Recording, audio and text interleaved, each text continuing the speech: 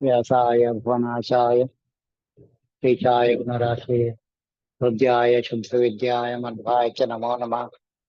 सप्तांगरूपाय सर्वाधिष्ठाननिधे प्रणतक्लेशनाशाय पार्थसारथे नमः।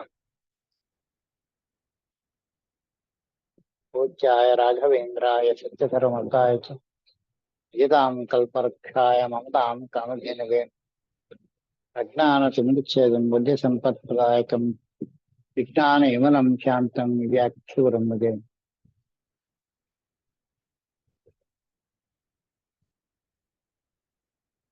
सिद्धसाधन विदुबिम्बकाम्बोदके पद्मवल्लभनಮ್ಮ ವಿಜಯ ವಿಠಲ ವಲ್ಲಭ ಹರಿಕಥಾಮೃತಸಾರ ಗುರುಗಳ ಕರುಣದಿಂದ ಪಂಚಪೇಳುವೆ ಪರಮ ಭಗವದ್ಭಕ್ತರಿದನಾದರಲ್ಲಿ ಕೇಳುವುದು ಇದನಾದರಲ್ಲಿ ಕೇಳುವುದು.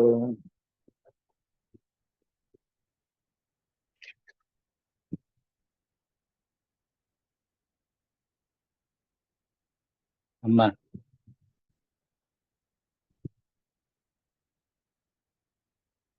ಉಪಾಸನೆ ಒಳಗ ಸಾಧನಾ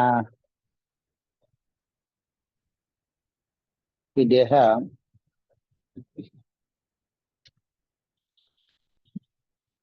ಸಾಧನಾಕ್ಕೆ ಸಿದ್ಧದ ಹೇಳ್ತಾರೆ. ಸಿದ್ಧ ಸಾಧನವಿದು ಬಿಂಬಕ ಎಂಬುದಕ್ಕೆ ಬಿಂಬ ನೋಡ್ಬೇಕು, ನಾವು ಬಿಂಬನ ದರ್ಶನ ಆಗ್ಬೇಕು. ನಾವು ಆ ಬಿಂಬನ ದರ್ಶನ ಆಗ್ಲಿಲ್ಲ ಅಂತ ಅಂದ್ರೆ ವ್ಯರ್ಥ ಜೀವನ ಆಗ್ತದೆ.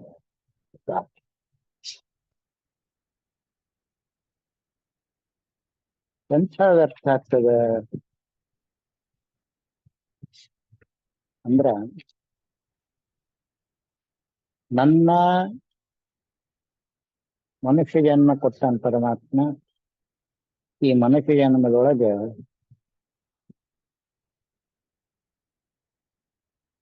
ಪರಮಾತ್ಮನ ಮಹಿಮೆಯನ್ನ ಕೊಂಡಾಡಲಿಲ್ಲ ಅಂದ್ರೆ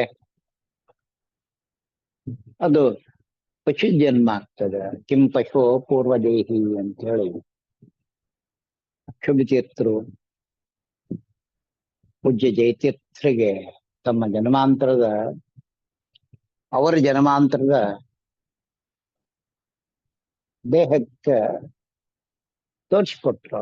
ಹಿಂದೆ ಏನಾಗಿದ್ರು, ಅವರು ಪಶು ಆಗಿದ್ರು ಅಂತ. ಅದರಂತೆ ನಾವು ಈಗ ಪಶು ಇದ್ದೀವೋ ಮನುಷ್ಯರಿದ್ದೀವೋ ಅಂತ ತಿಳ್ಕೊ. ಅವರು ನಮ್ಮ ದುಂಡಪಂತ್ ಮಹಾರಾಜರು ಮನುಷ್ಯರಾಗಿ ಅವತಾರ ಮಾಡಿದ್ರು. ರಾಘವೇಂದ್ರ ತೀರ್ಥರು ಮನುಷ್ಯರಾಗಿ ಅವತಾರ ಮಾಡಿದ್ರು. ಅಕ್ಷೋಕ್ ತೀರ್ಥರು ಮನುಷ್ಯರಾಗಿ ಅವತಾರ ಮಾಡಿದ್ರು. ಆಚಾರ ಮಧ್ವರು ಮನುಷ್ಯರಾಗಿ ಅವತಾರ ಮಾಡಿದ್ರು.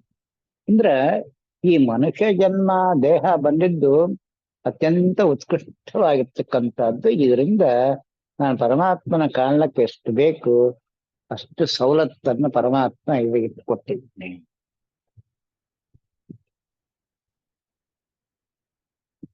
ನನಗೆ ಯಾಕೆ ಗೋಚರ ಆಗ್ತಾ ಇಲ್ಲ ಅಂದ್ರೆ, ಒಳಗಿನ ಪಾರ್ಟ್ಸ್ ಬಗ್ಗೆ ನನ್ಗೆ ಅನುಭವ ಇಲ್ಲ, ಗೊತ್ತಿಲ್ಲ ಅಷ್ಟೇ. ಯಾಕಂದ್ರೆ ಇಡೀ ಸರ್ವದೇವ ನಮಸ್ಕಾರಂ ಕೇಶಂ ಗಚ್ಚತಿ ಅನ್ನೋ ಮಾತವಲ್ಲ, ಎಲ್ಲಾ ದೇವತೆಗಳದ ನಮಸ್ಕಾರ ಮಾಡಿದ್ರ ಅತಿಗೆ ಹೋಗ್ತದ ಅಂತ ಹೇಳ್ತೀವಿ ನಾವು.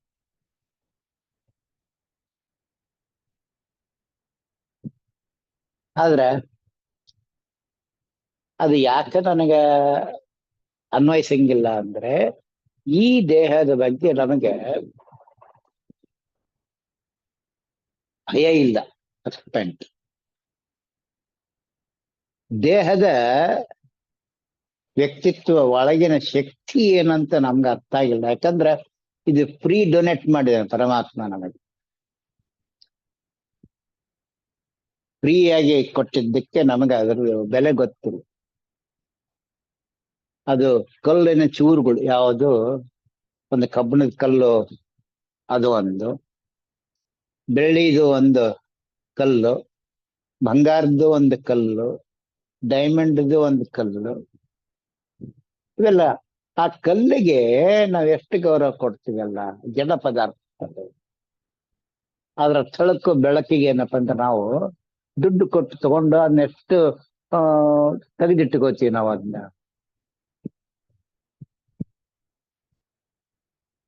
ಸ್ವಲ್ಪ ಆಲೋಚನೆ ಮಾಡೋಣ ನಾವು. ಒಂದ್ ತೊಲಿ ಬಂಗಾರ ಅಂದ್ರೆ 70-80 ಸಾವಿರ ರೂಪಾಯಿ ತನಕ ಹೋಯ್ತು, ಆದ್ರೂ ತಗೊಂಡೆ ನಾವು. ಆದ್ರೆ ನಮ್ಮ ದೇಹ ಅದಕ್ಕಿಂತ ಉತ್ತಮ ಅದಲ್ಲ ಅಂತ ಬಗ್ಗೆ ನಮಗ ಚಿಂತನೆ ಬರ್ಲಾರ್ದಕ್ಕೆ ನಮಗ ಬಿಂಬ ದರ್ಶನ ಆಗ್ತಾ ಇಲ್ಲ ಅಂತ ಒಂದು ಚಿಂತನೆ ನನಗೆ ಬಂದದ ಇವತ್ತು. ಈಗ ಬಿಂಬ ಕಾಣ್ಲಕ್ಕ ಯಾವುದಿಲ್ಲ, ನಮ್ಮ ಮನುಷ್ಯ ಜನ್ಮನ ಬರಬೇಕು, ತತ್ರಾಪಿ ಬ್ರಾಹ್ಮಣ ಜನ್ಮ ಬರಬೇಕು. ಇನ್ನ ಶೂದ್ರ ಜನ್ಮಗಳು ಬಂದಾಗ ಬಿಂಬ ದರ್ಶನ ಆಗ್ತದೆ, ಅಪರೋಕ್ಷ ಆಗ್ತದೆ ಅವರಿಗೆ.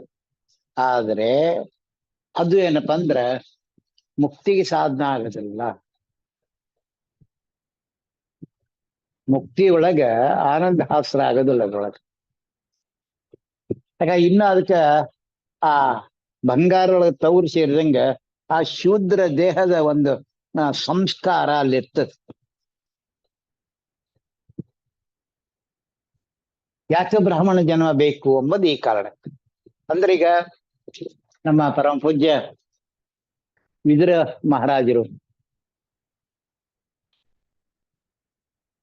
ಅವ್ರ ಕ್ಷತ್ರಿಯರು ಉಪದೇಶಕ್ಕೆ ಅನರ್ಹರು.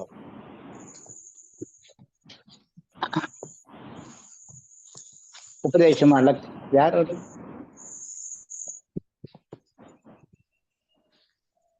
ಉಪದೇಶಕ್ಕೆ ಬರಂಗಿಲ್ಲ ಅವರು. ಅವರಂತೆ ಕನಕದಾಸರು, ಅವರು ಶೂದ್ರು. ಇವರು ಕ್ಷತ್ರಿಯರಾದ್ರು, ಅವರು ಶೂದ್ರ ಆದ್ರು. ಉಪದೇಶ ಬರಂಗ, ಅಧ್ಯಯನ ಅಧ್ಯಾಪನಕ್ಕೆ ಬರೋದಿಲ್ಲ, ಅಧ್ಯಯನಕ್ಕೆ ಬರ್ತ. ನನಗೆ ಅಧ್ಯಾಪನ ಆಗ್ಬೇಕು ಅಂದ್ರೆ, ಅಧ್ಯಾಪನ ಅಂದ್ರೆ ಏನು ಅಂದ್ರೆ ಒಳಗಿನ ತತ್ವ ದೇವತೆಗಳಿಗೆ ಅದರ ಅನುಭವಕ್ಕೆ ತಂದ್ಕೊಡೋದು ಅಧ್ಯಾಪನ.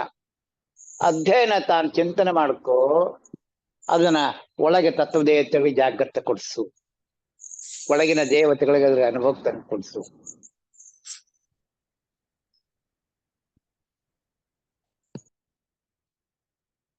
ಇದು ವಿಶೇಷವಾಗಿ ಏನಪ್ಪಾ ಅಂದ್ರೆ ನಮಗ ತಿಳಿದು ಬರ್ತಕ್ಕಂಥ ರೂಪ. ನಾವ್ ಇದನ್ನ ಅರ್ಥ ಮಾಡ್ಕೊಳ್ಳಾರ್ದಕ್ಕೆ ನನ್ನ ಮನುಷ್ಯ ಜನ್ಮ ವೇಸ್ಟ್ ಆಗ್ತದೆ.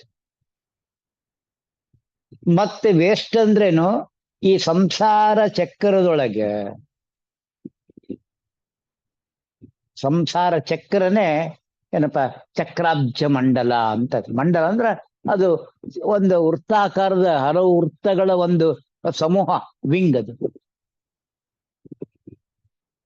ಸಪ್ತ ತಾಳ ವೃಕ್ಷಗಳು ಹೆಂಗ ಆ ವಾಲಿ ಅಳ್ಳಾಡ್ತಿದ್ನೋ ಹಂಗ ಸಪ್ತ ಧಾತುಗಳ ಉಳ್ಳಂತ ಈ ದೇಹ ವೃಕ್ಷವನ್ನ ಅಳ್ಳಾಡ್ತಾ ಇರ್ತಾನೆ. ಯಾರು? ನಮ್ಮ ಜೀವಾಭಿಮಾನಿ ದೇವರು ಒಳಗಡೆ. ಜೀವರಿಗಾಗಿ ಇರ್ತಕ್ಕಂಥ ಇಂದ್ರ, ನಮ್ಮ ಜೀವಾಭಿಮಾನಿ ಇಂದ್ರ ಸಪ್ತ ತಾಳ ವೃಕ್ಷಗಳ ವಾಲಿ ಅದನ್ನ ತೋರಿಸ್ಕೊಟ್ಟ ಹೊರಗಡೆ. ಈ ನಮ್ಮ ಸಪ್ತ ಧಾತುಗಳು ಅಷ್ಟೇ ಬಲಿಷ್ಠವ, ಇದು ಹೋಗ್ತಾ ಇಲ್ಲಲ್ಲ ಅಂತ ಚಿಂತನೆ ಮಾಡ್ತಾನೆ. ಹಲೋ ಹೊಸಕ್ಕ, ಸ್ವಲ್ಪ ಸೈಲೆಂಟ್ ಮಾಡ್ರಿ.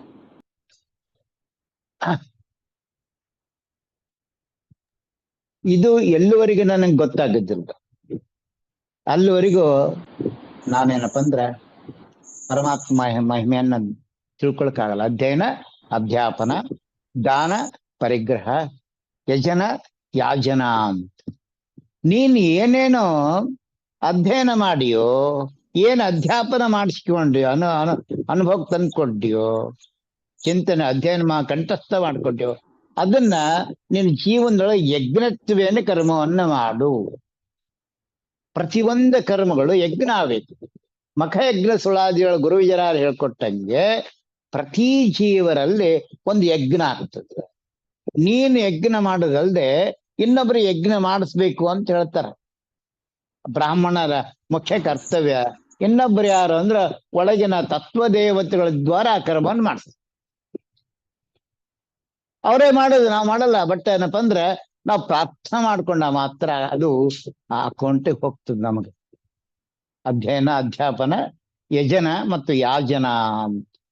ನಾವು ಇದ್ರ ಮೇಲಿನ ವಿಚಾರಕ್ಕೆ ಏನ್ ಬರ್ತದ ಅಂದ್ರೆ, ಮನೆ ಒಂದು ಯಜ್ಞ ಮಾಡ್ತೀವಿ,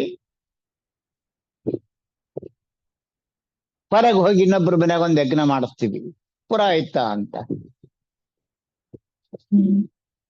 ಅದು ಪೌರೋಹಿತ್ಯ ವಿಚಾರ ಬಂತು. ಇದು ಪುರದ ಹಿತ, ಈ ದೇಹದ ಪುರದ ಇದಕ್ಕಾಗಿ ನಾನು ಮಾಡ್ತಕ್ಕಂಥದ್ದು. ನಾನು ಯಾವುದನ್ನ ಮಾಡ್ಬೇಕೆಂಬುದು ಯಜ್ಞ, ಅದು ಮೊದಲು ನಾನು ತಿಳ್ಕೊಬೇಕಿದ್ದು ಬಹಳ ಸೂಕ್ಷ್ಮವಾದ ವಿಚಾರ.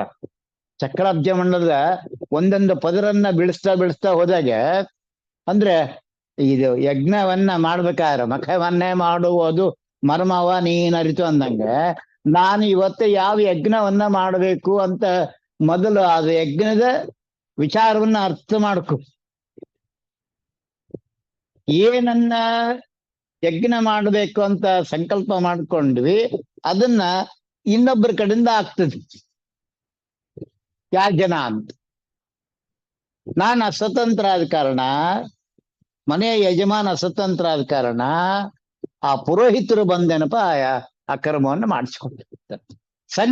ಸಂಕಲ್ಪ ಯಜಮಾನ ಕಡೆಯಿಂದ ಆಗ್ತದೆ. ಅದರಂತೆ ಜನ್ಮದೊಳಗೆ ಈ ದೇಹ ಬಂದಾಗ ಏನ್ ಯಜ್ಞ ಆಗ್ಬೇಕಂದ್ರೆ, ನಾನು ಆ ಕಮಲಗಳನ್ನ ದರ್ಶನ ಮಾಡಬೇಕು ಅಂತ ಒಂದು ಏನಪ್ಪಾ ಅಂದ್ರೆ ಒಂದು ಸಂಕಲ್ಪ, ಯಜ್ಞದ ಸಂಕಲ್ಪ, ಮಹಾಸಂಕಲ್ಪ. ಇಲ್ಲ ವಾಯುವಿನ ಅನುಸಂಧಾನ ಆಗಬೇಕು, ವಾಯುಮತ ಪ್ರತಿಪಾದ್ಯ ಆಚಾರ ಮಾಧವರ ಸಿದ್ಧಾಂತವನ್ನ ನಾನು ಚಿಂತನೆ ಮಾಡ್ಕೋಬೇಕು ಅಂತಂದ್ರೆ ಅದಕ್ಕೆ ಪೌಮಾನ ಏನಪ್ಪ ಯಜ್ಞವನ್ನ ಮಾಡಬೇಕು, ವಾಯುದೇವರ ಯಜ್ಞವನ್ನ ನಾನು ಮಾಡ್ಬೇಕಂತ ಚಿಂತನೆ ಇಟ್ಟುಕೋ. ಅದಕ್ಕೆ ಪೌಮಾನ ಸೂಕ್ತ ಅಂತ ಚಿಂತನೆ ಆಗ್ತದೆ. ಅದು ನನ್ನ ದೇಹದೊಳಗೆ ವಾಯುದೇವರು ನಿಂತುಕೊಂಡು ಆ ಎಲ್ಲ ಕರ್ಮಕ್ಕ ವಿಚಾರವನ್ನು ತೋರಿಸಿ ಯಜ್ಞವನ್ನು ಮಾಡುತ್ತಾರೆ. ಆ ಯಜ್ಞದೊಳಗೆ ನಾಗ, ಕೃಕಲ್ಕ, ಕೂರ್ಮ, ದೇವದತ್ತ, ಧನಂಜಯ ಅಂತ ನನ್ನ ಕಣ್ಣಿನಲ್ಲಿ, ಕಿವಿಯಲ್ಲಿ, ಮೂಗಿನಲ್ಲಿ ಏನಪ್ಪಾ ಆಯಾ ದೇವತೆಗಳು ಯಾರು ವಾಯುದೇವರ ರೂಪ ಚಿಂತನೆಗಳು ಏನೇನ್ ಮಾಡ್ತಾರ ಅದನ್ನ ನಾವು ಅನುಸಂಧಾನಕ್ಕೆ ಮಾಡ್ಕೊಂಡ ಮಾತ್ರ ಅದು ನನಗೆ ಯಾಜನ ಆಗ್ತದೆ. ಅದರಲ್ಲಿ ಎರಡು ಬರ್ತದೆ, ಒಂದು ಲಘು ಸಂಕಲ್ಪ, ಒಂದು ಬೃಹತ್ ಸಂಕಲ್ಪ ಅಂತ ಎರಡು ಬರ್ತದೆ. ಲಘು ಸಂಕಲ್ಪ ಅಂದ್ರ ಆಗಿನ ಪೂರ್ತಿ ಸಂಕಲ್ಪ ಮಾಡ್ಕೊಂಡು ಹೋಗ್ಬಿಡ್ತೇನೆ. ಏನು ಸಂಧ್ಯಾವಂದನ ಸಂಕಲ್ಪ, ಸಂಧ್ಯಾವಂದನ ಸಹಿತವಾಗಿ ಗಾಯತ್ರಿ ಜಪ ಯಜ್ಞ ಸಹಿತವಾಗಿ ಬ್ರಹ್ಮ ಪಿತೃಯಜ್ಞ ಸಹಿತವಾಗಿ ಬ್ರಹ್ಮಯಜ್ಞ ಸಹಿತವಾಗಿ ಜೊತೆಗೆ ಸಾಲಗ್ರಾಮ ಮೂರ್ತಿ ಸಹಿತವಾಗಿ ಏನಪ್ಪಾ ಪಂಚಾಮೃತ ಸಹಿತವಾಗಿ ಏನಪ್ಪಾ ಯಾವುದು ಆ ಪೂಜೆಯನ್ನು ಮಾಡ್ಬೇಕಂತ ಒಂದು ಮಹಾಯಜ್ಞ ಹೆಂಗ್ ಮಾಡ್ತೀವಿ ಅದರಂತೆ ನಾನು ಎಲ್ಲಿಂದ ದೋಷವನ್ನು ತಗ್ತದೆ. ಯಾಕಂದ್ರೆ ನಂಗೆ ಚಕ್ರಾಬ್ಜ ಬಣ್ಣ ನನ್ಗೆ ಚಿದ್ದಿ ಆಗ್ತಲ್ಲ ಅಂತಂದ್ರೆ, ತಾಯಿಯ ಗರ್ಭದಲ್ಲಿದ್ದಾಗ ನಾನು ತಾಯಿಗೆ ಎಷ್ಟು ಹಿಂಸೆ ಕೊಟ್ಟಿದ್ದೀನಿ, ಎಷ್ಟು ಒದ್ದಿದ್ದೀನಿ, ಎಷ್ಟು ಬಡಿದಿದ್ದೀನಿ, ಏನಾಗಿದೆ, ಆ ಎಲ್ಲ ದೋಷಗಳು ನನಗೆ ಅಲ್ಲಿಂದ ಚಾಲುವಾಗ್ತದೆ. ಇದು ಮಹಾ ಸಂಕಲ್ಪ. ಮರ್ಮವನ ಏನಾಯ್ತು ಅಂದ್ರೆ, ನಾನು ಜೀವನ ಯಜ್ಞದೊಳಗ ನಾನು ಆ ತಾಯಿಗೆ ಎಷ್ಟು ಹಿಂಸೆ ಕೊಟ್ಟಿದ್ದೆ, ಆ ತಾಯಿ ಗರ್ಭದಿಂದ ನಾನು ಹೊರಗಬೇಕಾದ್ರೆ ತಾಯಿಗೆ ಎಷ್ಟು ನೋವು ಕೊಟ್ಟಿದ್ದೆ, ಆ ಎಲ್ಲ ನೋವು ನನ್ನ ಅಕೌಂಟಿಗೆ ಬಂದಿರ್ತದೆ. ಇದು ಯಜ್ಞ. ಇದನ್ನ ಯಾರು ನಿವಾರಣೆ ಮಾಡ್ಬೇಕಂದ್ರ ವಾಯುದೇವರು ನಿವಾರಣೆ ಮಾಡ್ಬೇಕು.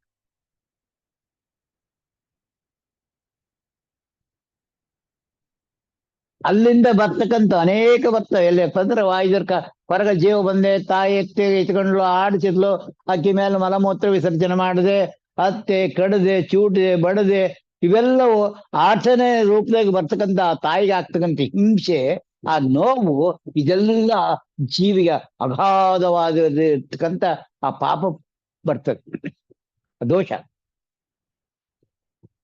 ತಾಯಿ ಆತು, ತಂದಿದ್ ಬಂತದ್ರೊಳಗ, ತಂದೆ ಆತು ತಾಯಿ ಆತು ಹೆಂಡತಿ ಅಂತ ಬರ್ತದೆ, ಮತ್ತೆ ಮಕ್ಕಳು ಬಡಿದ್ದು ಬೈದಿದ್ದು ಅಂದಿದ್ದು, ಇನ್ನೊಬ್ಬರಿಗೆ ದ್ರವ್ಯ ತಗೊಂಡಿದ್ದು, ಪರವಿತ್ತಾಪಹಾರ ಅಂತ ಬರ್ತದೆ, ಗೌರವ ವಿಚಾರ ಅಂತ ಬರ್ತದೆ. ದೋಷಗಳು ಇದ್ರೊಳಗೆ ಯಾವುದು ಈ ಯಜ್ಞದೊಳಗೆ ಯಾಕೆ ಇದನ್ನೆಲ್ಲ ಮಾಡಿಕೊಳ್ಳಕ್ಕೆ ದೋಷ ನಿವಾರಣೆಗೆ ಬ್ರಾಹ್ಮಣ ಜನ್ಮ ವಿಶಿಷ್ಟವಾಗಿರ್ತಕ್ಕಂಥದ್ದು. ಈ ಜನ್ಮ ಬಂದಾಗ ನನಗೆ ಆ ಬಿಂಬವನ್ನ ಕಾಣ್ಲಕ್ಕ ಬರ್ತಕ್ಕಂಥ ಯಜ್ಞ ಏನಪ್ಪ, ನಾನು ಉಪಾಸನೆ ತಗೊಂಡು ಹೋಗಕ್ಕೆ ಮಾತ್ರ ಸಾಧ್ಯ ಆಗ್ತದೆ. ತಿಳ್ಕೊಂಡು ಹೋಗಿ ಮಾಡ್ಕೊಂಡದಂತ. ಒಂದು ಸಲ ಯಜ್ಞದ ಫಲದಿಂದ ಪರಮಾತ್ಮ ಪ್ರೀತನಾಗಿ 4 ದಳ ಕಮಲನೋ 6 ದಳ ಕಮಲನೋ 8 ದಳ ಕಮಲನೋ 12 ಕಮಲನೋ ಸಹಸ್ರ ದಳ ಕಮಲನೋ 12 ದಳ ಮೇಲಿರ್ತಕ್ಕಂತಹ ಯಾರು ಆ ಲಕ್ಷ್ಮೀ ಹಯಗ್ರೀವ ದೇವರು ಉಪಾಸನೆ ಮಾಡ್ತಕ್ಕಂಥ ಲಕ್ಷ್ಮೀ ಸಹಿತ ಹಯಗ್ರೀವ ದೇವರ ಆ ಶ್ವೇತ ಕಮಲ ಮೇಲೆ ಬರ್ತದೆ. ಯಾರೋ ಪ್ರತಿ ಜೀವರ ತಲೆ ಮೇಲೆ ಅದನ್ನ ನಾವು ನೋಡಿದಾಗ ದರ್ಶನ ಕೊಟ್ರಪ್ಪ ಅಂದ್ರ ಅವ ಮುಕ್ತ ಆಗ್ತಾನೆ. ಇದು ಕಾಣಬೇಕಂದ್ರೆ ಕಣ್ಣಿನಲ್ಲಿ ದೋಷ, ಕಿವಿಯಲ್ಲಿ ದೋಷ, ಮೂಗಿನಲ್ಲಿ ದೋಷ, ಆ ಎಲ್ಲ ದೋಷಗಳನ್ನ ತೆಗಿಲಕ್ಕ ಅದು ಯಜ್ಞ ಅತ್ಯಂತ ಜೀವನ ಯಜ್ಞ ಆಗ್ಬೇಕು. ಅದಕ್ಕೆ ಒಂದು ದಿನ ನಾನು ಇವತ್ತು ಒಂದು ಪವಮಾನ ಮಾಡಿಬಿಟ್ಟು 1 ವರ್ಷಕ್ಕೆ 1 ದಿನ ಮಾಡಿದೆ, 2 ವರ್ಷಕ್ಕೆ 1 ದಿನ ಮಾಡಿದೆ, ಸತ್ಯನಾರಾಯಣ ಮಾಡ ಇವು ಏನಪ್ಪ ಅಂದ್ರ ನೀನು ಮಾಡೋದ್ರಿಂದ ಅದಕ್ಕೆ ಸಾಧಕ ಬಾಧಕಗಳನ್ನ ನೋಡ್ಕೊಂಡು ನೀನ್ ಮಾಡ. ಅದಕ್ಕೆ ಈ ದೇಹ ಕೊಟ್ಟಾಗ ಈ ದೇಹ ಯಾರ್ದು ಅಂತ ತಿಳ್ಕೋಬೇಕು ನೀನು. ಸಾಧಕನಾದಂತ ವ್ಯಕ್ತಿ ಇದು ನಂದ, ಇದಕ್ಕೆ ಏನ್ ಕೊಟ್ಟಿದ್ದಾನೆ ಪರಮಾತ್ಮಗ ಕಪ್ಪ ಕೊಡ್ಬೇಕಲ್ಲ ನಾವು. ಈ ದೇಹದಿಂದ ಆಗ್ತಕ್ಕಂಥ ಪುಣ್ಯಗಳು ಕರಳ ಚೋರ ಅಂತ ಹೆಂಗ ಅಂದ್ರ ಈ ದೇಹದಿಂದ ಮಾಡದ ವಿಸ್ಮರಣೆಯಿಂದ ಮಾಡಂತಹ ಸಂಪೂರ್ಣ ಪುಣ್ಯವನ್ನು ಪರಮಾತ್ಮ ತಗೊಂಬಿಟ್ಟ. ಪರಮಾತ್ಮಗ ನಾನು ಕೃಷ್ಣಾರ್ಪಣೆ ಅನ್ಲಿಲ್ಲ ಅಂತ ಇಟ್ಟುಕೊಳ್ರಿ, ಕರ್ಮ ಸಮರ್ಪಣೆ ಮಾಡ್ಲಿಲ್ಲ ಅಂದ್ರೆ ಆತ ತಗೊಂಡು ಹೋಗ್ತಾನೆ. ಆತಗೆ ಅಧಿಕಾರ ಅದು ದೇಹದ ಮೇಲೆ. ಇವು ಸಣ್ಣ ಸಣ್ಣ ಮಾತಾದ್ರೆ ಇವೇ ದೊಡ್ಡ ಆಗ್ತಾವ ನಮ್ಗೆ. ಇದಕ್ಕೆ ಹೇಳ್ದಾರ ದಾಸರಾಯರು,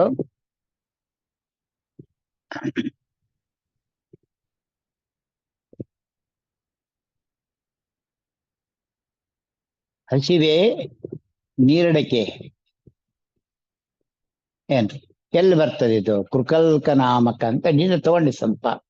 ಕೃಕಲ್ಕ ಅಂದ್ರ ಆ 5 ನಾಗದಲ್ಲಿ 10 ನಾಗ ರೂಪಗಳು ವಾಯುದೇವರು ಪ್ರಾಣ ಅಪಾನ ವ್ಯಾನ ಉದಾನ ಸಮಾನ. ಅದರಲ್ಲಿ ನಾಗ ಕೃಕಲ್ಕ ಕೂರ್ಮ, ನಾಗ ಕೂರ್ಮ ಕೃಕಲ್ಕ ದೇವದತ್ತ ಧನಂಜಯ ಅಂತ ಈ ಕೃಕಲ್ಕ ನಾಮಕ ನಮ್ಮ ವಾಯುದೇವರು ಏನಪ್ಪಾ ಅಂದ್ರೆ ನಾಸಿಕದಲ್ಲಿ ಕುತ್ಕೊಂಡಿರ್ತ ನಮ್ಮ ನಾಸಿಕದೊಳಗ.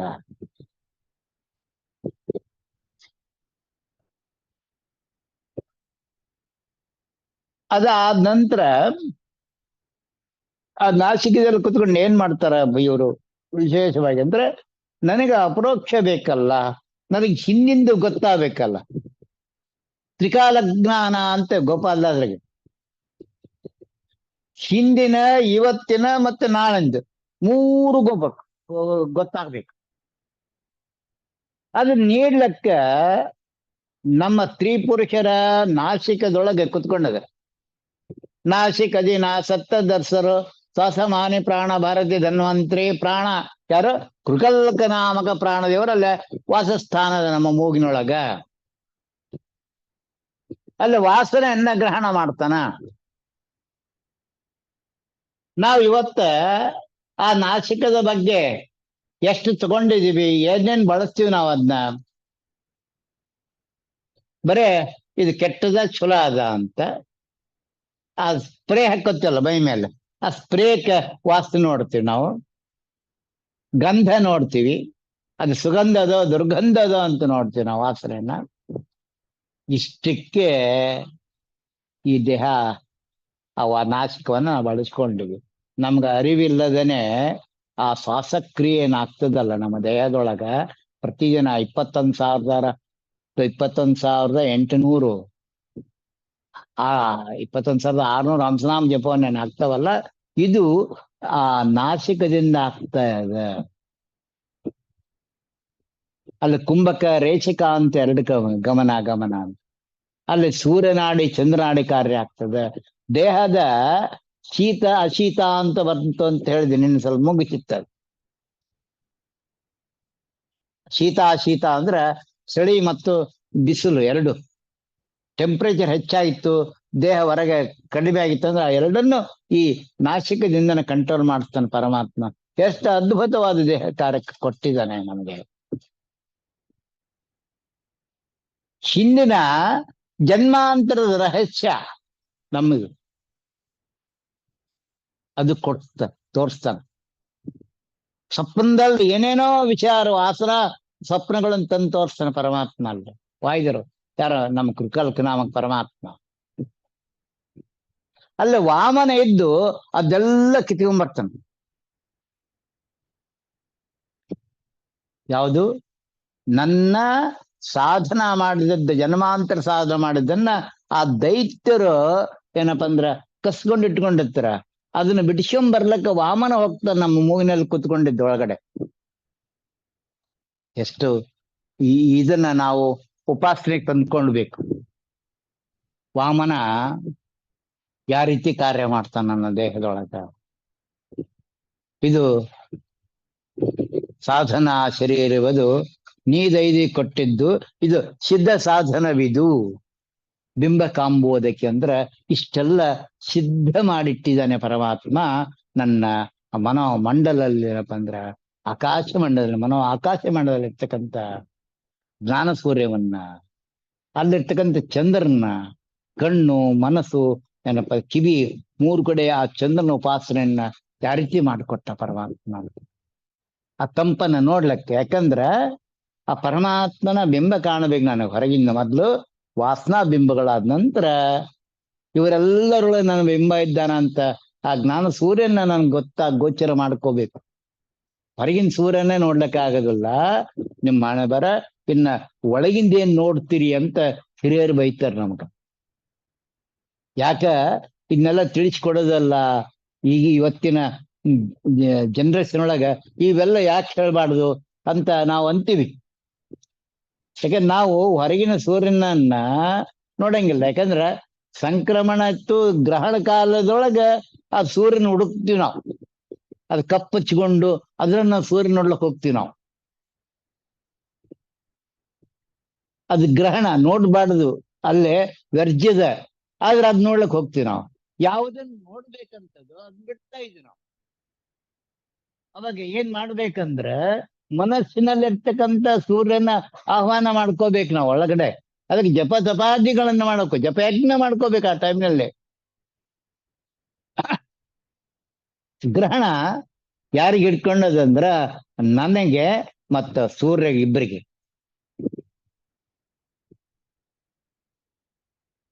ಅಲ್ಲೇ ಅಜ್ಞಾನದ ಆವರ್ಕ ನಂಗೆ ತುಂಬ್ಕೊಂಡ್ಬಿಟ್ಟಿರ್ತದೆ. ಇದನ್ನ ನಿವಾರಣೆ ಮಾಡ್ಕೊಳ್ಬೇಕು ವಿಶೇಷವಾಗಿ ಅಂತಂದ್ರ ಆ ಕೃಕಲ್ಕ ನಮಗೇನ್ ಮಾಡ್ತಾನ ವಿಶೇಷವಾಗಿ ಆ ಸ್ವಾಮಿನ ಹಚ್ಚಿ ತೋರ್ಸ. ನನಗೆ ಯಾವ್ದು ಹಸಿವಿ ನೀರಡಿಕೆ ಅಂದ್ರೆ ಹಸಿವು ಜ್ಞಾನದ ಹಸಿವನ್ನ ಹೆಚ್ಚು ಮಾಡ್ತಾನ. ಆ ಸಾರದ ಏನಪ್ಪಾ ಅಂದ್ರ ಆ ಒಂದೊಂದು ಶಬ್ದಗಳು ಒಳಗಿರ್ತಕ ಅನಂತ ಸಾರದ ನವವಿಧ ಭಕ್ತಿ ಹೆಂಗ್ ಬದ ಆ ಭಕ್ತಿ ಒಳಗ ಭಾವ, ಆ ರಸ ಯಾವುದು ಭಾವರಸ, ಭಕ್ತಿ ರಸ, ಅದನ್ನ ನನಗೆ ಯಾರು ಈ ಕೃಕಲ್ಕ ನಾಮಕ ವಾಯುಗರ ಅನುಗ್ರಹ ಆಯ್ತಂದ್ರೆ ಅಗ್ನಿ ನನಗ್ ಕೊಡ್ತಾನ. ಅಷ್ಟಕಮಲ್ಲ ಬರ್ತಕ್ಕಂಥ ಹಸಿವು, ನೀರಡಿಕೆ, ತೃಷೆ ಇವೆಲ್ಲ ಬರ್ತಾವಲ್ಲ, ಈ ವಾಯುದೇವರ ಅನುಗ್ರಹ ಆಗ್ಬೇಕು ನನಗೆ. ವಾಯುಮತ ಸಿದ್ಧಾಂತದ ಚಿಂತನೆ ತಗೊಂಡು ಹೋಗ್ಬೇಕು ನನಗ. ಈ ಮತ ವಾಯುಮತ ಈಗ ನಾವೆಲ್ಲ ಹರಕಿತಾಂದ್ರ ಹಿಡ್ಕೊಂಡು ಕುತ್ಕೊಂಡಿವಿ, ಚಕ್ರಾಬ್ಜ ಮಂಡ ಹಿಡ್ಕೊಂಡಿದೀವಿ, ಅಷ್ಟಾದಶ ಪುರಾಣ ಹಿಡ್ಕೊಂಡಿವಿ. ಇದೆಲ್ಲ ಬೈಬಲ್ನಲ್ಲಿ ಬರೋದಿಲ್ಲ, ಖುರಾನ್ದಲ್ಲಿ ಬರೋದಿಲ್ಲ, ಇನ್ನಿತರ ಯಾವುದೇ ತರದ 18 ಪುರಾಣದೊಳಗೆ ವಿಷ್ಣು ವೈಷ್ಣವರ ಪುರಾಣ ಇದು ಯಾವುದು ಸಾತ್ವಿಕ ಪುರಾಣದಾಗ ಹೆಚ್ಚು ಬರ್ತದ ಹೊರತು ಉಳುಕಿ ಪುರಾಣದಲ್ಲಿ ಬರೋದಿಲ್ಲ. ಇದ್ರೆಲ್ಲ ಯಾಕೆ ಬರೋದಿಲ್ಲ? ನನಗ ಅದನ್ನ ಮೀರಿ ಬಂದಿದ್ದೆ ನಾನು. 3 ವಿಧ ಜೀವರಾಶಿಗಳಿದ್ದಾರ ಅಂತ. ಆ ಜೀವರಾಶಿಗೆ ಆ ಬ್ರಾಹ್ಮಣ ಅಂದ್ರೆ ಜ್ಞಾನಕ್ಕೆ ಅಭಿಮಾನ ಇದ್ದಂತಾತ. ಸರ್ವೋತ್ತಮನಾದ ಪರಮಾತ್ಮನ ಕಾಣ್ಲಕ್ಕ ಬ್ರಾಹ್ಮಣ ಜನ್ಮ ಕೊಟ್ಟಿದ್ದಾನೆ ಅಂತ ಅವ್ರಿಗೇನಪ್ಪ ಅಂದ್ರ ಅದು ಬ್ರಾಹ್ಮಣರ ಉಪಾಸನೆ ಬರ್ತದೆ. ಇದು ವಿಶೇಷವಾಗಿರ್ತಕ್ಕಂಥ ಚಿಂತನೆ.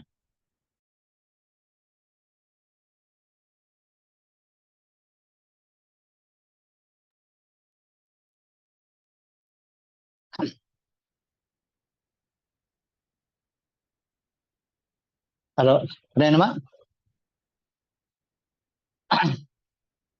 ನಮಗೆ ಈ ಕೃಕಲ್ಕನ ಉಪಾಸನೆ ಒಳಗ ಅಂದ್ರ ವಾಯುಮತ ಸಿದ್ಧಾಂತ, ಅದಕ್ಕೆ ಮಧ್ವ ಮತ ಬಿಡಬ್ಯಾಡೆ ಬಿಟ್ಟ ಕೆಡಬ್ಯಾಡೆ ಅಂತ ಯಾಕೆ ಹೇಳ್ತಾರಂದ್ರ, ಮಾಧ್ವ ಮತ ಅಲ್ಲ, ವಾಯುಮತ ಸಿದ್ಧಾಂತ ಒಳಗ ವಾಯುದೇವರು ಮುಖ್ಯವಾಗಿಟ್ಟುಕೊಂಡು ಅವ್ರ ಕೆಳಗಿರ್ತಕ್ಕಂಥ ಸಮಸ್ತ ದೇವತೆಗಳ ದ್ವಾರ ಈ ದೇಹದಲ್ಲಿರ್ತಕ್ಕಂಥ ಸಮಸ್ತ ಕರ್ಮವನ್ನು ಯಂತ್ರೋದ್ಧಾರ ಅಂತೀವಲ್ಲ, ಈ ದೇಹ ಎಂಬ ಯಂತ್ರದೊಳಗ ತಾವು ಕುತ್ಕೊಂಡು ಈ ಯಂತ್ರವನ್ನ ಉದ್ಧಾರ ಮಾಡ್ತಕ್ಕಂಥವ್ರು ಯಾರು? ಮುಖ್ಯ ಪ್ರಾಣದೇವರು.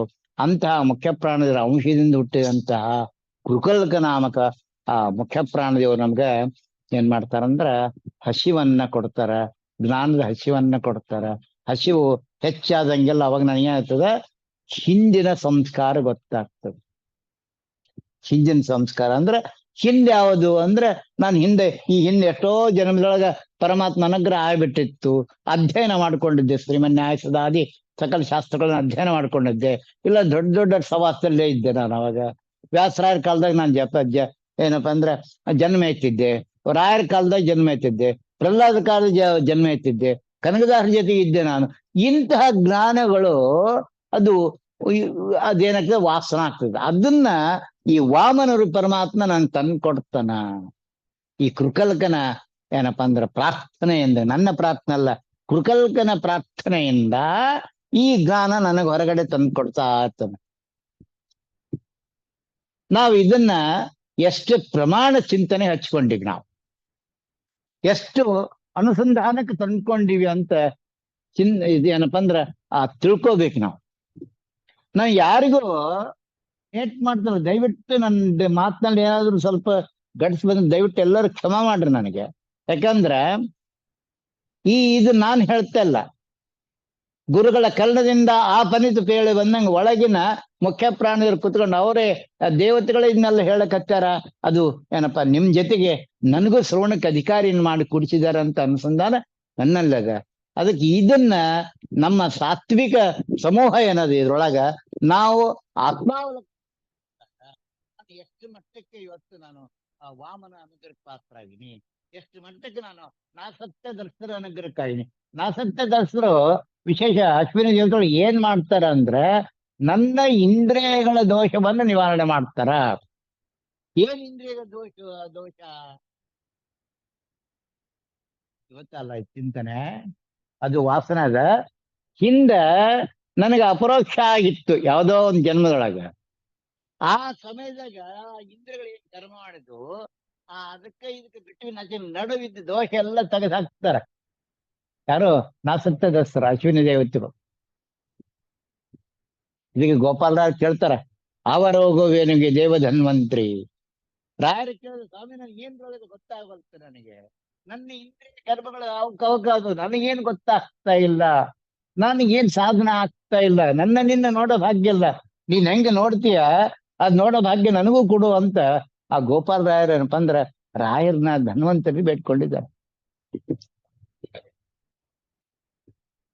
ಅದಕ್ಕೆ ನಾವು ವಿಶೇಷವಾಗಿ ಏನಪ್ಪಾ ಅಂದ್ರ ಆ ಕೃಕಲ್ಕನ ಉಪಾಸನೆ, ಮತ್ತೇನಪ್ಪಾ ಅಂದ್ರೆ ಕೂರ್ಮನ ಉಪಾಸನೆ.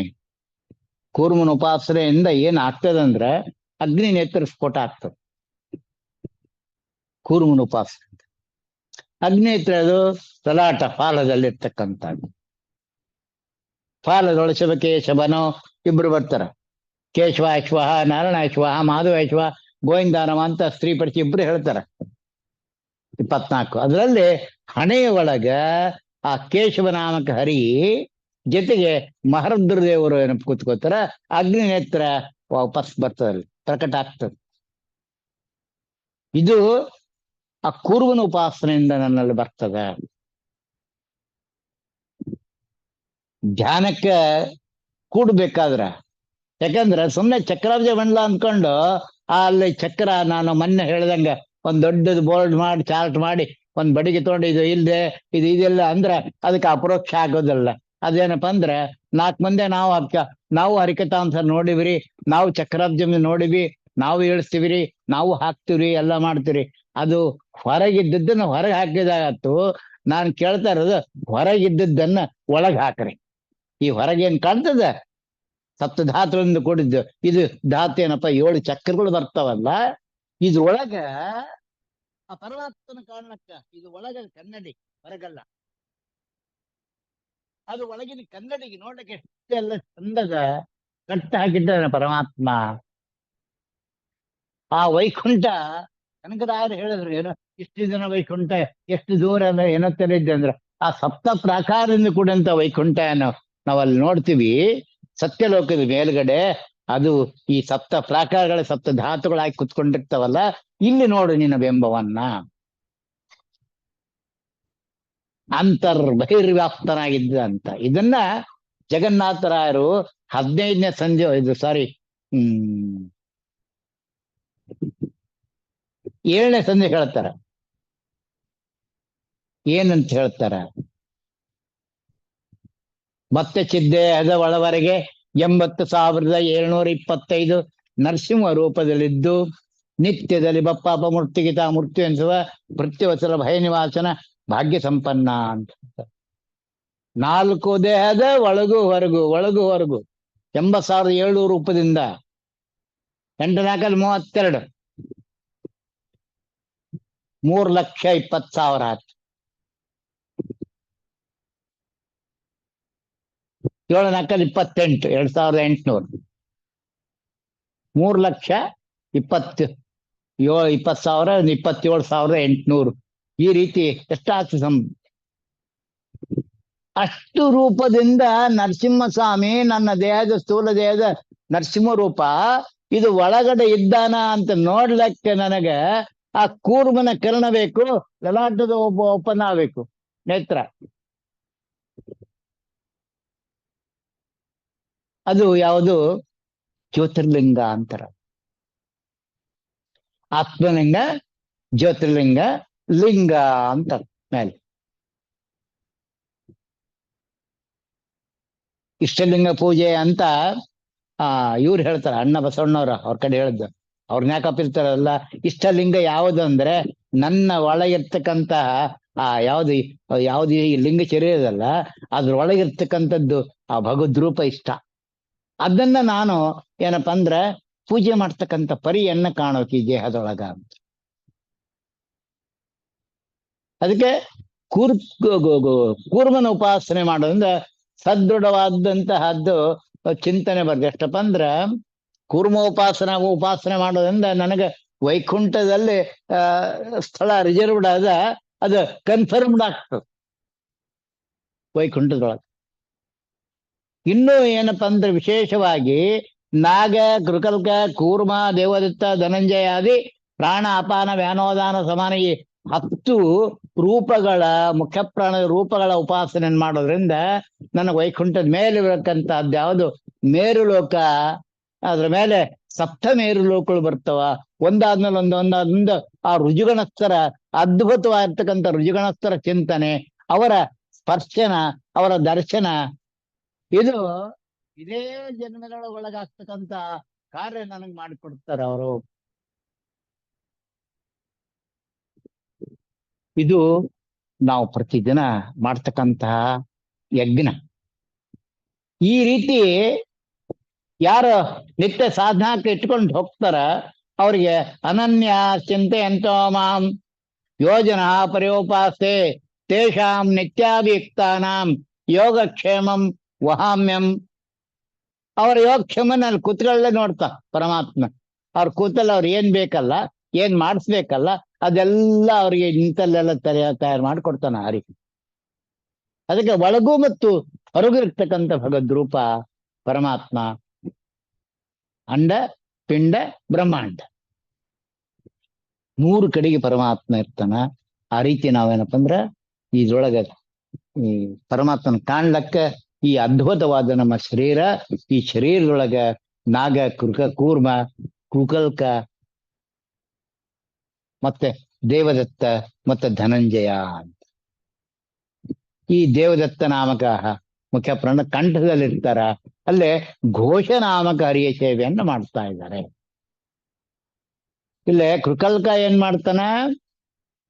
ಧನ್ವಂತರಿ ಸೇವೆಯನ್ನ ಮಾಡ್ತಾನ, ವಾಮನ ಸೇವೆಯನ್ನ ಮಾಡ್ತಾನ. ಕೂರ್ಮ ಏನಪ್ಪ ಕೇಶವನ ಸೇವೆಯನ್ನ ಮಾಡ್ತಾನ.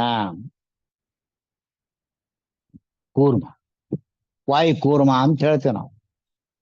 ವಿಷ್ಣು ಕೂರ್ಮ, ವಾಯು ಕೂರ್ಮ ಅಂತ ಹೇಳ್ತೀವಿ. ಇಲ್ಲೇ ರುದ್ರದೇವರಲ್ಲಿ ಸಂಕರ್ಷಣನ ಪೂಜೆಯನ್ನ ನಮ್ಮ ಕೂರ್ಮ ದೇವರು ಮಾಡ್ತಾರ, ವಾಯುದೇವರು. ಹಿಂಗ ಅವರವರ ಉಪಾಸನೆ ಅದು ಮಾಡ್ದಂಗೆಲ್ಲ ಏನಾಗ್ತದೆ, ನನಗೆ ಆ ಕಣ್ಣಲ್ಲಿ ಹೆಚ್ಚಿನ ಆನಂದ ಸಿಗ್ತದ. ಶಬ್ದಗಳು ಹೊರಗಡೆ ಪ್ರಕಟ ಆದಂಗೆಲ್ಲ ಪರಮಾತ್ಮಗೆ ಆನಂದ ಆಗ್ತದ. ಇದೇನಪ್ಪ ಸ್ತೋತ್ರ ಪ್ರಿಯ ಸ್ತೋತ್ರ ಸೇವಾ ಮಮಧಾರ್ಯ ಅಂತ ಹೇಳ್ತೀವಿ ನಾವು. ಗಾಯನ ಪ್ರಿಯ ಗಾಯನ ಸೇವಾ ಮಮಧಾರ್ಯ ಅಂತ ಹೇಳ್ತೀವಿ. ಯಾವುದು ಆ ಅಷ್ಟಾಂಗ ಸೇವೆ ಮಾಡಕಲ್ಲ. ಭಟ್ಟಂಗಿ ಪ್ರಿಯ ಭಟ್ಟಂಗಿ ಸೇವಾ ಅಂತ ಹೇಳ್ತೀವಿ ನಾವಲ್ಲಿ. ನರ್ತನ ಪ್ರಿಯ ಅಂತ ಹೇಳ್ತೀವಿ.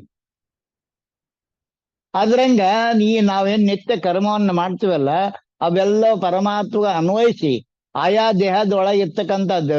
ಇಲ್ಲಿ ಒಂದು ಏನ್ ಜಿಜ್ಞಾಸ ಬರ್ತದೆ ನಮ್ಮವ್ರಿಗೆ ಅಂದ್ರೆ, ಇನ್ಕ್ಲೂಡ್ ಮೀನ್ ಅಂತ ಹೇಳುದಂದ್ರೆ, ಇಲ್ಲೇ ರಜೋ ತಮೋ ಸತ್ವ ಮೂರು ಗುಣ ಬರ್ತವ. ಈ ಮೂರು ಗುಣಗಳು ಪರಮಾತ್ಮನ ಗುಣಗಳೇ. ತಮೋ ಮತ್ತು ರಜೋ ಎರಡು ಪರಮಾತ್ಮ ಉತ್ತಮವಾಗಿರ್ತಕ್ಕಂಥ ಗುಣಗಳು. ಸತ್ವಗುಣ ಆತನ ಅಧಿಷ್ಠಾನ ಸಂಪೂರ್ಣ ಇರ್ತದೆ. ಈ ಮೂರು ಸತ್ವರ್ಯ ತಮಗಳು ಹೋದಾಗ ಮಾತ್ರ ನನಗೆ ವೈಕುಂಠ ಪ್ರಾಪ್ತಿ ಆಗ್ತದೆ. ಇಲ್ಲಿ ನಾವೇನ್ ಮಾಡ್ತೀವಿ, ಈ ಗುಣಗಳನ್ನ ನಿಂದ ಕರ್ಮ ಮಾಡ್ತೀವಲ್ಲ, ರಾಜಸ ಮಾಡ್ತೀವಿ, ತಾಮಸ ಮಾಡ್ತೀವಿ, ಏನಪ್ಪ ಸಾತ್ವಿಕ ಮಾಡ್ತೀವಿ. ಸಾತ್ವಿಕ ಹೇಳ್ತೀವಿ, ಇಲ್ಲರಿ ನಾವು ಮಾಡಿವಿ, ಹೌದು ದಾನ ಮಾಡಿವಿ, ಧರ್ಮ ಮಾಡಿ ಎಲ್ಲ ಮಾಡಿವಿ ಅಂತ ಹೇಳ್ತೀವಿ. ಹೌದಾ?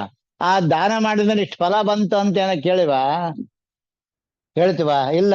ಇದೊಂದು ಹೇಳಿದೆ ನಾನು, ಏನಪ್ಪ ಅಂದ್ರ ಯಾವುದೇ ಒಂದು ಸಂಕಲ್ಪ ಮಾಡೋಕಾದ್ರೆ ಅದಕ್ಕೆ ಮಾಡೋದು ಒಂದು ಸ್ವಲ್ಪ ಲೀಸ್ಟ್ ಬಹಳ ದೊಡ್ಡದು ಇಟ್ಟಿರ್ತೀವಿ ನಾವು. ಈಗಾಗಲೇ ಹೇಳಿದೆ ನಾನು, ಏನಕ್ಕೆ ಪವಮಾನ ಸಪ್ತದ ಈ ಯಜ್ಞ ವಾಯುದೇವರ ಯಜ್ಞ ನಮ್ಮ ದೇಹದಲ್ಲಿ ಮಾಡ್ಬೇಕಾದ್ರೆ ಇಷ್ಟೆಲ್ಲ ದೋಷಗಳ ನಿವಾರಣೆ ಪವಮಾನ ಮಾಡ್ಬೇಕಂದ್ರೆ, ವಾಯುದೇವರ ಯಜ್ಞ ನಮ್ಮಲ್ಲಿ ಮಾಡೋಕಂದ್ರ ಇಷ್ಟೆಲ್ಲ ಇವೆಲ್ಲ ತೆಗೆದು ಹಾಕ್ಬೇಕಂತ ಮೊದ್ಲೇ ಇಟ್ಟುಬಿಟ್ಟಿ ನಾವು. ಆಪೇಕ್ಷೆ ಇಲ್ಲ ಅಂತಲ್ಲ, ಆಪೇಕ್ಷೆ ಇಟ್ಟೆ ಕರ್ಮವನ್ನು ಮಾಡುತ್ತೀವಿ ನಾವು. ಯಾರು ಫಲಾಪೇಕ್ಷೆ ಇಟ್ಟುಕೊಂಡು ನಾವು ಆ ಫಲಾಪೇಕ್ಷೆ ನಮಗೆ ಇಲ್ಲ ಅಂದ್ರೆ ತತ್ವದೈವತೆಗಳು ದರ್ಶನ ಆಗೋದು. ತತ್ವದೇವತೆಗಳು ಫಲಾಪೇಕ್ಷೆ ಇಲ್ಲದೆ ಮಾಡ್ತಾರ. ಅದು ನಾನು ಜೀವಿ ಅಲ್ಲ, ನಾನು ನನಗದು ಬೇಕು. ಧರ್ಮಾರ್ಥ ಕಾಮ ಮೋಕ್ಷದೊಳಗೆ. ಕಾಮ ಅಂದ್ರೆ ಆಪೇಕ್ಷೆ, ಏನನ್ನ ಬೇಡಬೇಕೆಂಬ ಒಂದು ಆಪೇಕ್ಷೆ ನನಗೆ ಬೇಕಲ್ಲ. ನನಗೆ ಪರಮಾತ್ಮ ಕಾಣಬೇಕಲ್ಲ ಎಂಬ ಒಂದು ಮಹಾಭರ್ತ ಅಪೇಕ್ಷೆ ಬರಬೇಕಲ್ಲ. ನನಗೆ ಪರಮಾತ್ಮ ಕಾಣ್ಲಕ್ಕ ನಾನು ಹೆಂಗ್ ಹೋಗ್ಬೇಕು ಎಂಬ ಒಂದು ರೂಟ್ ಕೇಳ್ಬೇಕಲ್ಲ ಒಬ್ಬರನ್ನ. ಎಂಥ ಇದ ದುಃಖದ ಚಿಂತನೆ ಬರ್ತದ ಅಂದ್ರೆ, ಎಷ್ಟ ನಮ್ಗ ನೋವು ಬರ್ತದ ಅಂದ್ರೆ, ಎಷ್ಟು ನಮ್ಗ ಅಂಧಕಾರ ತಂದು ಕೊಡ್ತದ ಅಂದ್ರ, ಇಲ್ಲಿ ನಾವು ಲಕ್ಷಾವಧಿ ಜೀವಿಗಳಿದ್ದೀವಿ. ಅವರಿಗೆ ಪರಮಾತ್ಮ ಒಂದೊಂದು ಗುಣದಲ್ಲಿದ್ದಾನ. ಇವರ ಗುಣದ ಪ್ರಮಾಣ ಹಿಡ್ಕೊಂಡೇ ಹೋಗ್ಬೇಕು ಅಂತ ಬಿಟ್ಟು ಹೋಗ್ಲಿಕ್ಕೆ ಬರೋದಿಲ್ಲ.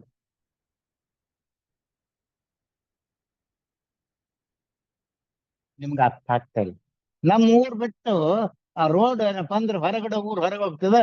ಊರು ಹೊರಗೆ ಹೋದ್ಮೇಲೆ ಇದು ಬೆಂಗಳೂರು ಹೋಗ್ತದೆ, ಚಿತ್ರದುರ್ಗ ಹೋಗ್ತದೆ, ಬಳ್ಳಾರಿ ಹೋಗ್ತದೆ ಅಂತ ಅಲ್ಲಿ ಬೈಪಾಸ್ ಆಗ್ತಾವ ಬಸ್ಗಳು. ಅದ್ರಂಗ ನಾನು ಈ ಭೂಮಿಯಲ್ಲಿ ಬಂದ ಮೇಲೆ ನನಗೇನಪ್ಪ ಅಂದ್ರೆ ಒಂದೇ ಮನೆ, ತಂದೆ ತಾಯಿ ಗಂಡ ಹೆಂಡತಿ ಮಕ್ಕಳು ಬಂಧು ಬಳಗ, ಇದು ಒಂದು ಕುಟುಂಬ. ಈ ಕುಟುಂಬ ಎಲ್ಲರೂ ಅಲ್ಲಿಗೆ ಹೋಗೋರಾದ್ರೆ ಒಬ್ಬರ ರೂಟ್ ಬೇರೆ ಆಗ್ತದೆ. ಅಂದ್ರೆ ಅವರವರ ಗುಣ ಭೇದ ಬರ್ತದ. ಆ ಗುಣದ ತಕ್ಕಂಗ ಆಯಾ ದೇಹದೊಳಗ ಬಿಂಬನ ಗುಣ ಏನಿದೆ ಆ ಗುಣದ ಸಾತ್ವಿಕ ಕರ್ಮವನ್ನು ರಜೋ ಕರ್ಮವನ್ನು ತಮೋ ಕರ್ಮವನ್ನು ಮಾಡ್ಲಿಕ್ಕೆ ಆ ದೇಹದೊಳಗ ಆ ದೇವತೆಗಳ ಸನ್ನಿಧಾನ ಇರ್ತದೆ ಜೀವರದು. ಇದು ಜೀವರ ಭೇದ ಉಪಾಸನೆ.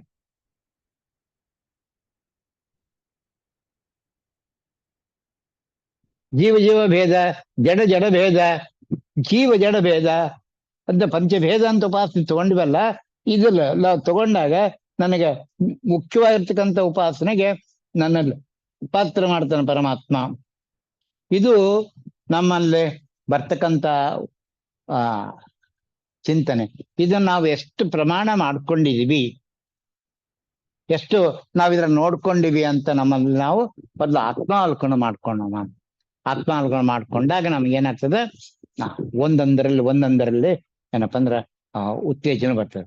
ಆ ಕೂರ್ಮನ ಉಪಾಸನೆ ನಾನು ಮತ್ತೆ ಎಲ್ಲೆಲ್ಲೋ ಹೋಗ್ಬಿಡ್ತೀನಿ. ಯಾಕಂದ್ರೆ ಕೂರ್ಮೋಪಾಸನೆ ಮಾಡೋದ್ರಿಂದ ಯಾವುದು ಈ ಬ್ರಹ್ಮಾಂಡದ ಕೆಳಗಡೆ ವಿಷ್ಣು ಕೂರ್ಮದ ಮೇಲೆ ಏನಪ್ಪ ಅಂದ್ರೆ ವಾಯುಕೂರ್ಮದ ಮೇಲೆ ಏನಪ್ಪ ಅಂದ್ರೆ ಯಾರು ನಮ್ಗ ಶೇಷ ಸಂಕರ್ಷಣ, ಅದ್ರ ಮೇಲೆ ಈ ಬ್ರಹ್ಮಾಂಡದ ಆ ಬ್ರಹ್ಮಾಂಡ ಎಷ್ಟು ಸ್ಥಿರವಾಗಿ ಹಿಡ್ಕೊಂಡದ ಅಂದ್ರೆ ಅದು ಅಳ್ಳಾಡಂಗಿಲ್ಲ. ಅದ್ರಂಗ ನನ್ನ ವೈಕುಂಠಕ್ಕೆ ಒಳಗೆ ಹೋಗ್ಬೇಕಾದ್ರೆ ಅದು ಚಂಚಲ ಗಮನ ಆಗಿರಬಾರದು. ಅಂತಹ ಉತ್ತಮವಾಗಿ ನನಗದು ವೈಕುಂಠ ಬಿಟ್ಟರೆ ಮತ್ತೆ ಬರಲ್ಲ. ಯಾಕಂದ್ರೆ ಉಳಿಕಿದೆಲ್ಲ ಪುನರ್ಪಿ ಜನನ ಪುನರ್ಪಿ ಮರಣಂ ಅಂತಾರೆ. ಶೇಷ ಮಾರ್ಗದ ಕರ್ಮ ಆಗ್ತದೆ ಹೊರ್ತು ಏನಪ್ಪಾ ಅಂದ್ರೆ ಗರುಡ ಮಾರ್ಗದ ಕಾರ್ಯ ಆಗೋದಿಲ್ಲ. ಗರುಡ ಮಾರ್ಗಕ್ಕೆ ಹೋಗ್ಬೇಕು ನಾವು. ಮತ್ತೆ ಈ ಸಂಸಾರ ಬಂಧನ ನಾನು ಬಿಡುಗಡೆ ಹೊಂದಬೇಕು. ನಾನು ವೈಕುಂಠಕ್ಕೆ ಹೋಗ್ಬೇಕು. ನಾನು ಆ ನಾರಾಯಣ ಪಾದಾರವನ್ನು ಸೇರಬೇಕು. ಸಾಹಿತ್ಯ ಸಾರೂಪ್ಯ ಸಾಧುಕ್ಯಾದಿ ಆ ಲೋಕಗಳೆಲ್ಲ ನಾನು ಚಿಂತನೆ ಮಾಡ್ಕೊಂಡು ಹೋಗ್ಬೇಕು ಅಂತಂದ್ರೆ ನಾವು ಈ ಯಾವುದು ಒಂದೊಂದು ಇದ್ರೊಳಗ ವಾಯುದೇವರ ಉಪಾಸನೆಯನ್ನ ಯಾವ ರೀತಿ ಮಾಡ್ಕೊಂಡು ಹೋಗ್ಬೇಕೆಂಬುದನ್ನ ದಾಸರಾಯ ನಮ್ಗೆ ಸಾಧನಾ ಚಿಂತನೆಯೊಳಗೆ ಹೇಳ್ಕೊಟ್ಟಾರೆ. ಗುಪ್ರಿ ಮಧ್ವರಾಯರು ಏನಪ್ಪ ದೊಡ್ಡ ಉಪಕಾರ ಮಾಡಿಕೊಟ್ಟಿದ್ದಾರೆ ಈ ಗ್ರಂಥವನ್ನ ರಚನೆ ಮಾಡಿ. ಅದೇನು ಗುರುಗೋಪಾಲ ರಾಯರು ಮಾಡುವಂತಹದ್ದು ಆ 11 ಸಾಧನಾದ ಉಪಾಸನೆಯನ್ನ ಅದು ವೇದ ದೇವರು ಮಾಡಿಕೊಟ್ಟದ್ದು ಯಾವ್ದಪ್ಪ ಅಂದ್ರ ಗರುಡ ಪುರಾಣದಲ್ಲಿ ಆಚಾರಕಾಂಡ ಅಂತ ಬರ್ತದೆ.